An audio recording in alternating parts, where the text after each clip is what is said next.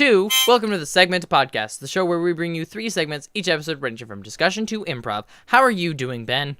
I'm doing pretty good. Okay, either you were being like a super cool guy, or you were like being someone who's on crack. Either way, I don't know how I feel about that. Groovy is the term. You're being groovy.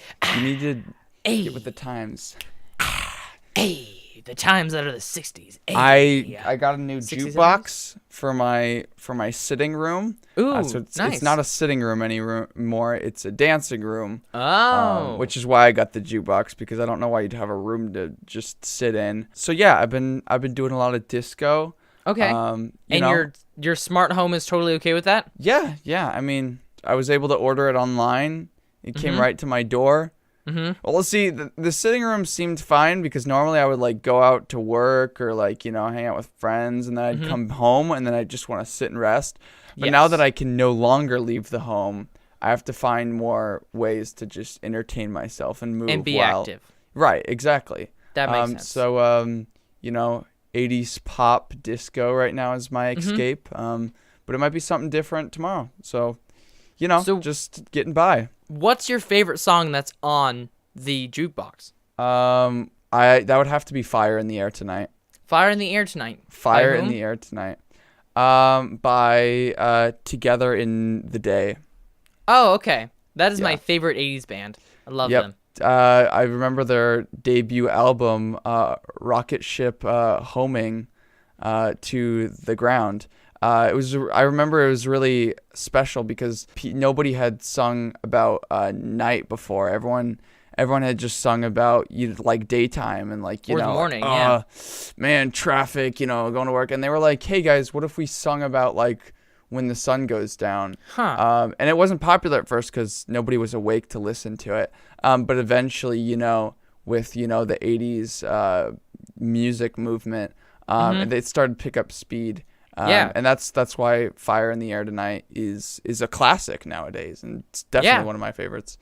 Revolutionary, in my opinion. Well, but yeah, how you been? Well, I've been really well, actually, and my cows, who are planning to take over the whole universe, have actually talked to me about it and said, it's okay, we'll keep you alive. And I said, well, can I bring my favorite podcast co-host with me? And they said, let's say yes. So I don't know if they're actually going to let you stay alive or if they were just trying to get me to shut up. But either way, hey. Well, I appreciate the sentiment from you. I've never talked to them directly, but I'm sure they mean well. I'm sure they have good intentions. And you know what? If I survive or not, it's okay. I mean, it's the thought that counts, right? Yes, it is the thought that counts when you're being taken over by socialistic animals. But right. It's like Animal Farm, but they're ruling us. It's like Human Farm would be the name Human of Farm. the book.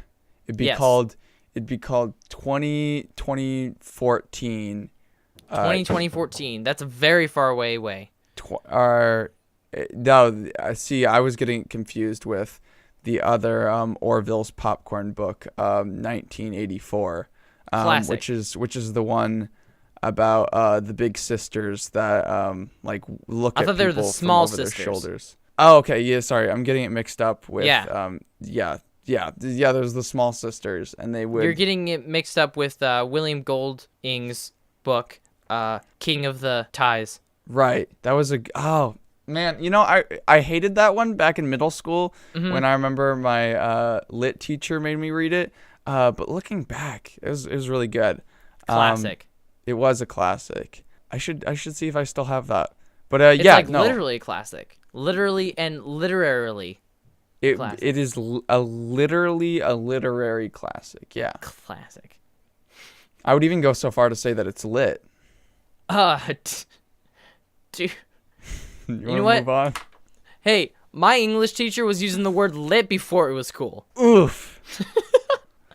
Yes, I would love to move on, actually. You know what? I'm going to move on so hard that I'm going to tell you what segments we're doing. We're going to be starting off with a 60-second improv story. Then we're going to make a new band based entirely off the name of a font from defont.com. Then we're going to start a new segment called Soap, which is an improvised soap opera. I don't exactly know how it'll turn out, but it should be pretty fun. Yeah.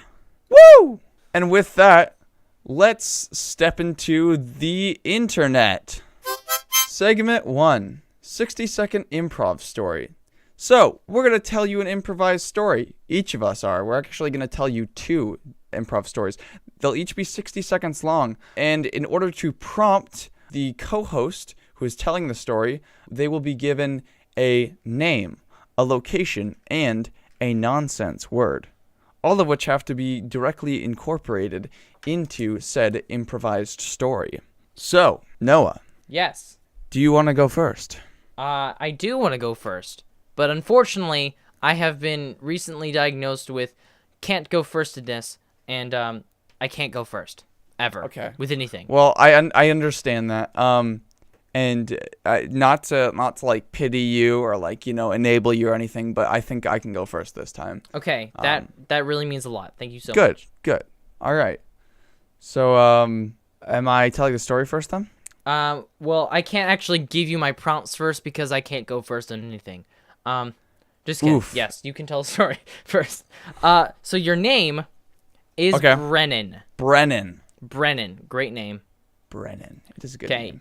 Your location is an Irish pub. Irish pub. And your nonsense word is fork knife. Just had to do it to him, didn't you? Just had to do it to him. I see how it is. All right. Okay. You have 60 seconds on the clock, starting now.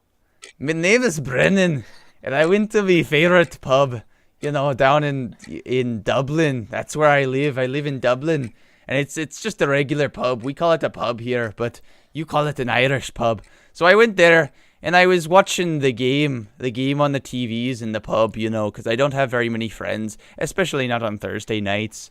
And so I looked up on the TV, but instead of seeing me old favorite Irish, not baseball, the one with the hammers, then I saw some fork knife, and I was like, what is this? I didn't know there's a fork knife in Ireland.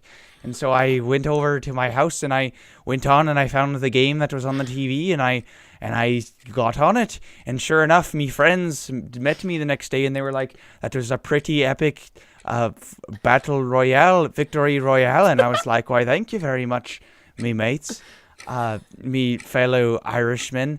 And they were like, yeah, do you want to play some fork knife tomorrow night?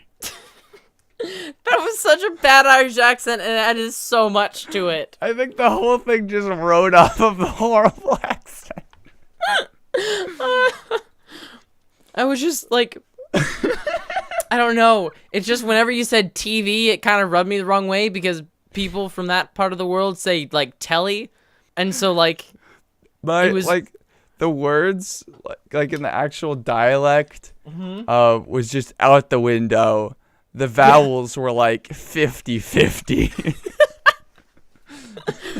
Well, that actually reminds me of a really funny joke. So what do you call 3 Irish lumberjacks? I don't know. What do you call 3 fellas?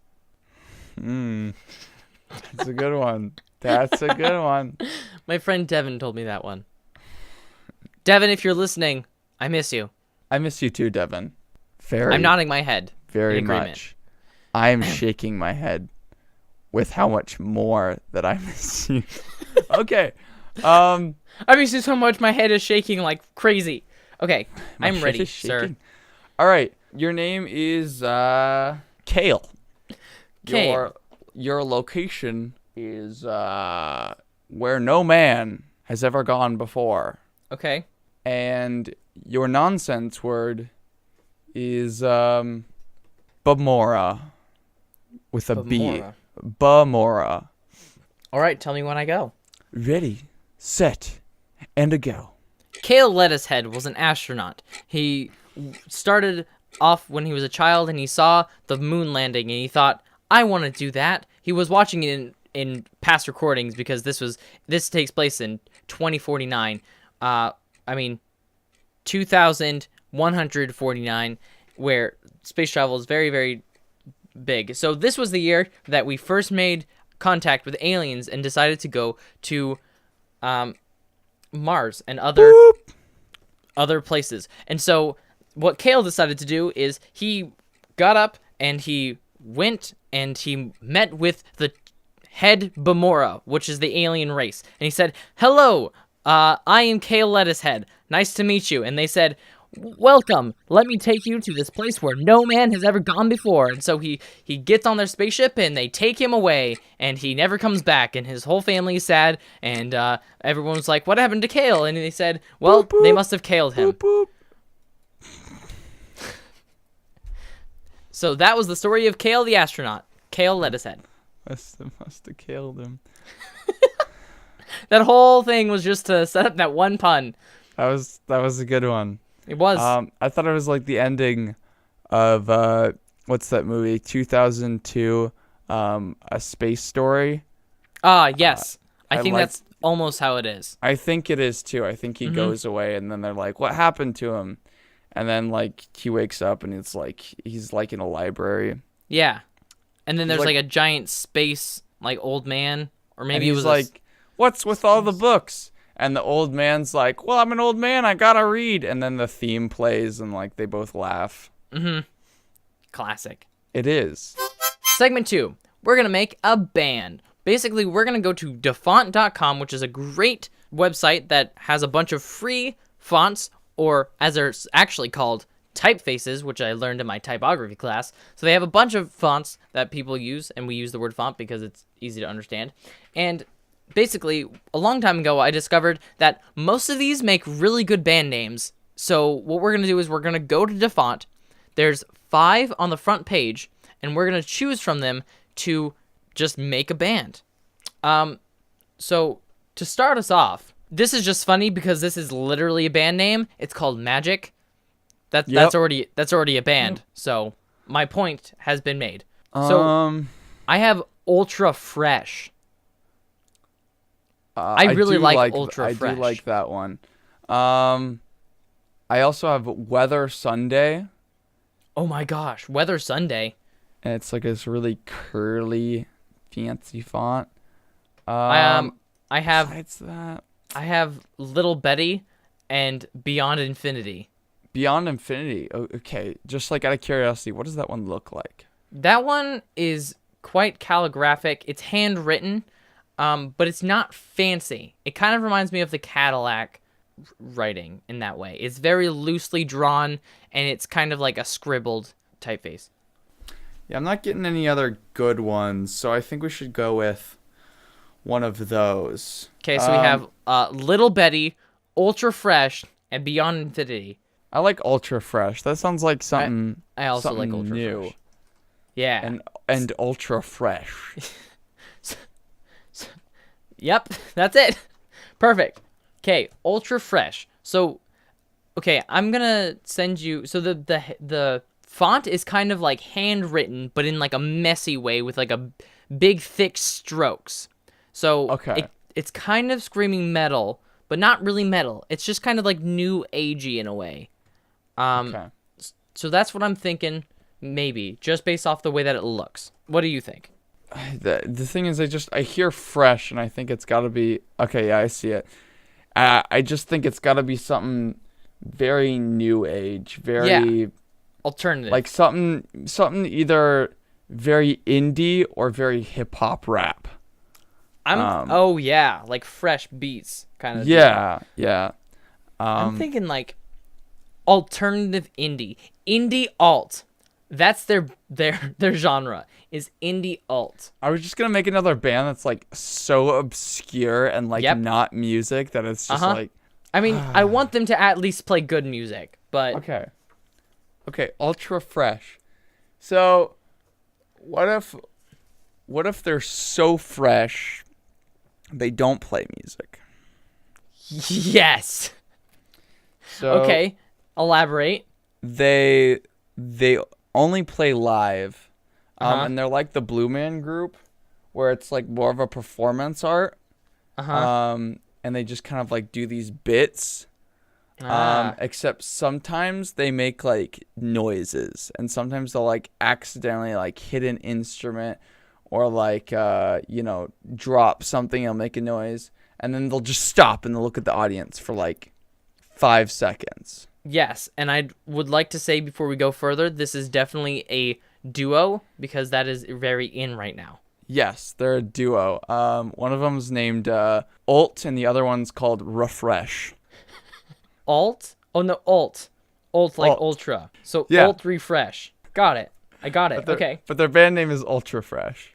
Ultra Fresh, and there's Alt and Refresh. Ultra Fresh, Alt Refresh.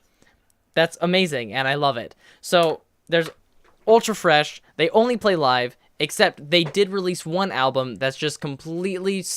It's actually just completely silent, except for 3 of the tracks, which occasionally have boom, boom, boom, boom, boom, boom, boom.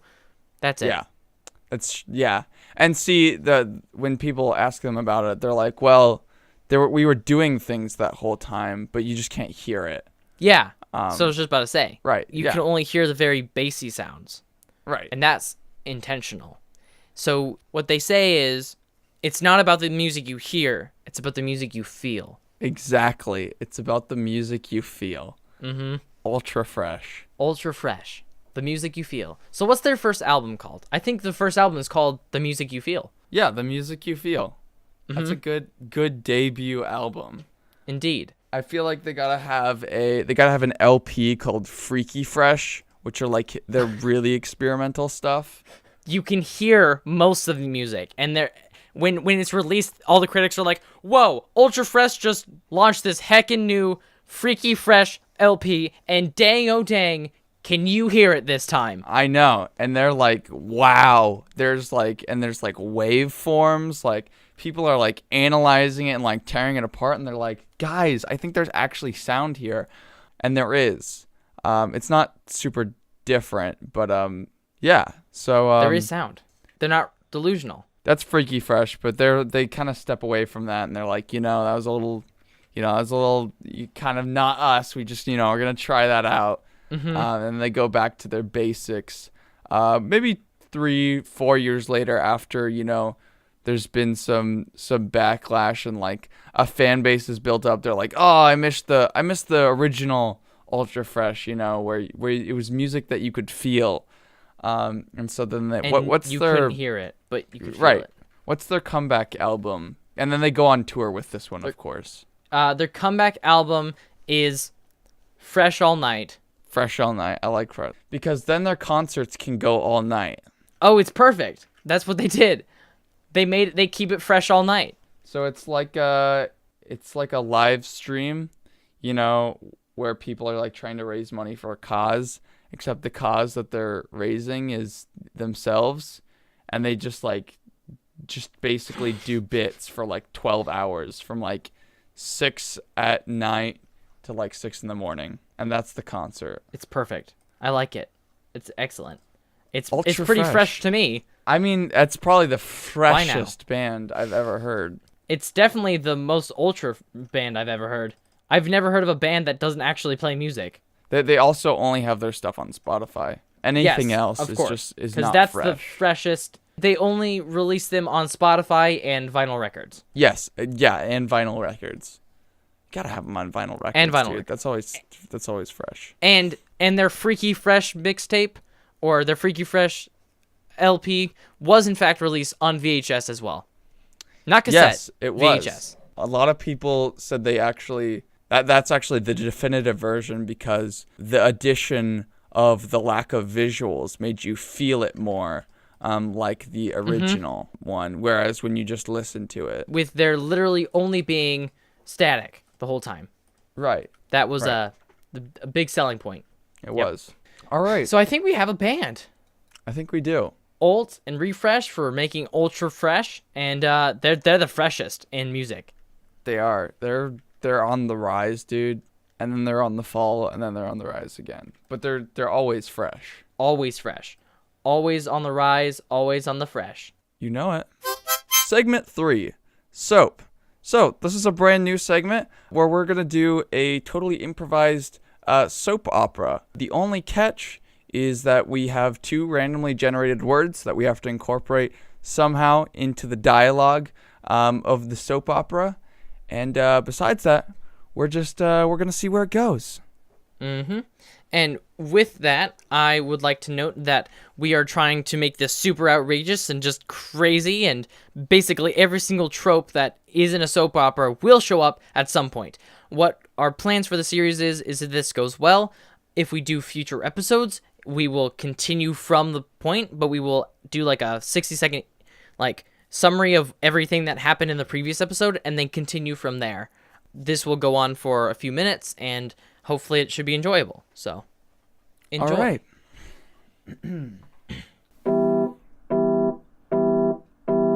Washing our eyes with soap. Washing our ears with soap.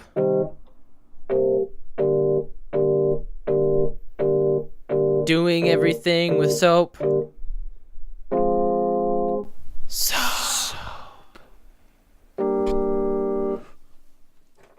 Loran, Yes, darling.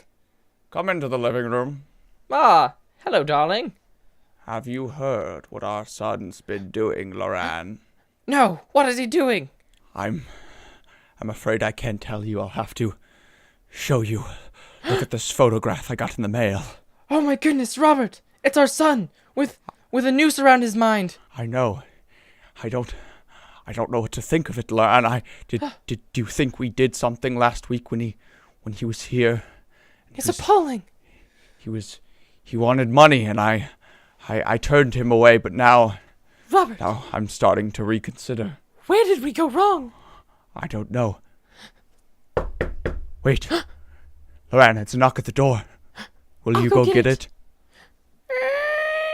Hey, what's up? It's me, Mom and Dad. How you been, guys? Our son, Franklin. I can't Franklin. believe. Franklin, where have you been? What have you been doing? I don't know much, Dad. I was I was hanging out with my bros. He was hanging out with me. Yeah. We were at the, we were by the tree, the tree where my sister died 6 years ago, and we were just we were playing around with this, this rope that we had, I don't know why that rope was there, but it's kind of cool. Rope. Yeah. Franklin, do you have any idea what that rope means to this family? Franklin, we told you should not hang out with that Trent. He's a bad influence. Hey, what are you talking about? I'm not a bad influence. Yes, you are, and you know it. I'm going to talk to your parents about this. Yes. In fact, I'm going to dial the number right now. Hold on. Let me grab the phone. Boop, boop, boop, boop, boop, boop, boop. Yes, hello? Mrs. and Mrs. Trenton? Yes. Hello. Yes. I have your son. I have your son right here. Yeah, put him on the phone for me, please. Okay. Yes. Here he is. Trent, is that you? Yeah, Mom. What are you talking about? You know. Don't tell him anything. Don't say anything. We didn't do anything. We didn't kill nobody. Okay? Hey, Mom. It's fine. We didn't kill nobody. You done, kid? You going killing everyone again? No, Mom. I promise. I'm not killing nobody. No, we didn't kill nobody. Give me the phone back to Mr. Robertson. I'll take that. Hey, he wants to talk to you. What did he say? Did he do anything? Is he ruining our son? It sounds like he's ruining your son. Oh my. Oh boy. Oh my goodness. All right, I have to hang up right now. There's something in the window. Goodbye, Mrs. Trenton. Oh no! I can't believe this. Trent's ruining our son, Franklin. Robert. What? Quickly, look at the TV. It's on Channel 4 News. It's Uncle Joe. He's Uncle Joey. I thought he was dead. He died. He's back from the dead. How? Wait. Where did our son go? Where did his friend Trent go? Do you think they have anything to do with this?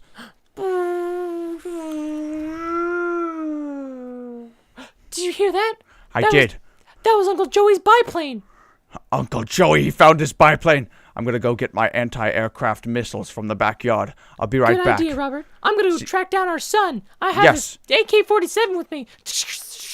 Go do that. I'm gonna find him. Oh no, it's the phone. I think it's Trenton's parents.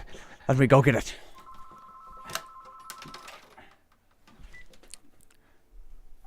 They hung up on me. I think it must have been our son. He must have called to tell us about Joey. I think he was keeping the plane in his hangar, and Joey must have stole it from him. Oh no, Robert! Loren, you know what this means? I don't. 9/11-2. No, it's almost like World War III. But worse, and now there's 2 biplanes, so there's double the planeage. Biplanes? That's like a quadruple plane. That's so many planes. We have to stop Joey. It's like in that classic novel, Human Farm. Human Farm, yes. Oh goodness, Franklin always loved that book. I always hated that he loved it. I never understood it. I could never have a son, and I have something to tell you. What? Robert. What is it, Franklin's not yours. My goodness. You wench. Who was it? And scene. What's gonna happen next? Tune in next time to Soap.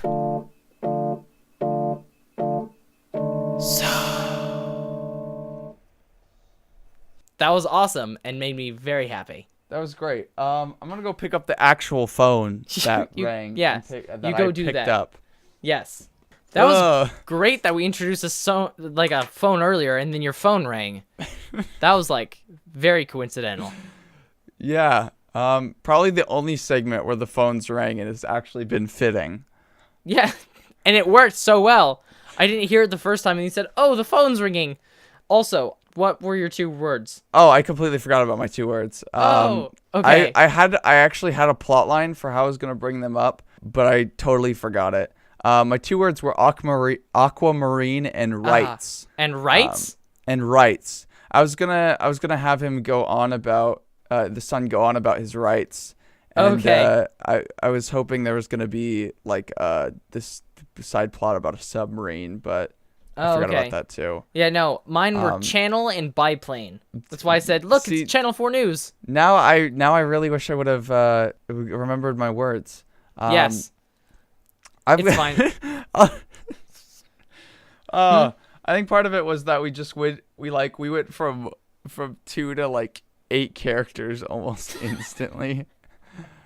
Oh. I think we got to 5. We got to Loran. We got Robert, Franklin, Trent, and Trent's mom / dad. Yeah. Also, we suck at consistently doing voices. I definitely need to get better at like switching between them. I completely forgot Franklin's voice, so it just became a Boston accent.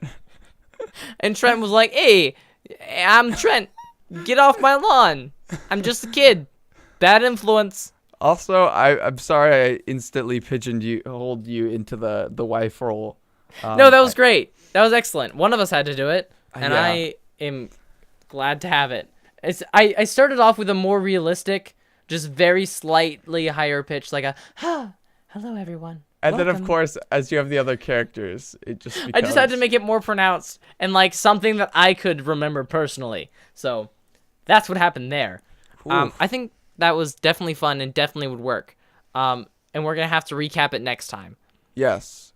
We will. This is actually kind of a suggestion from one of our Patreon supporters, definitely not Tendo's brother, where he suggested that we have a segment where it ends on a cliffhanger every single time. So that's what we're going to do.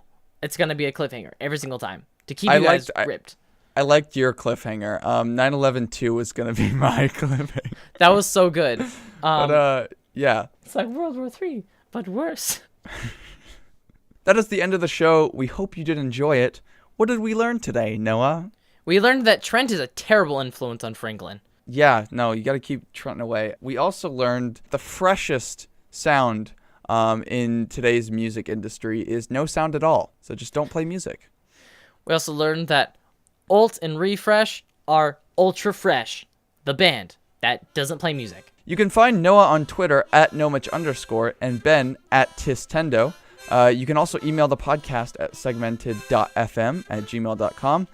You can also support the podcast on our Patreon at patreon.com/segmentedfm, where you can get extra goodies. You can talk to the hosts, primarily Noah, on live chat. And on a rare occasion, you can listen to our recording sessions live. But the best way you can support the podcast is by leaving a review on iTunes, or even better, you can share it with your friends and tell them all about how much you love the podcast and how they should Snap. listen to it. It's true. And with that, We will never think about doing anything that will help anyone. We're terrible people. You gotta break a few eggs to make more eggs, It's true. is what they say when I was in the egg business. Exactly. Come on, guys, get set. We're riding on the internet, cyberspace, cyber something. You introduced the first All right. segment. Doo-da, doo-da, da-da-da-da-da-da, doo-a-doo-a-day. Like, I wasn't thinking to make a bunch of, like, parodies off actual classic pop culture things, but I'm glad that we're doing this. This makes me happy. It's a fun little on-running joke that we have here. I like it. Shrek is Drek. Shrek is Drek. Shrek is Drek.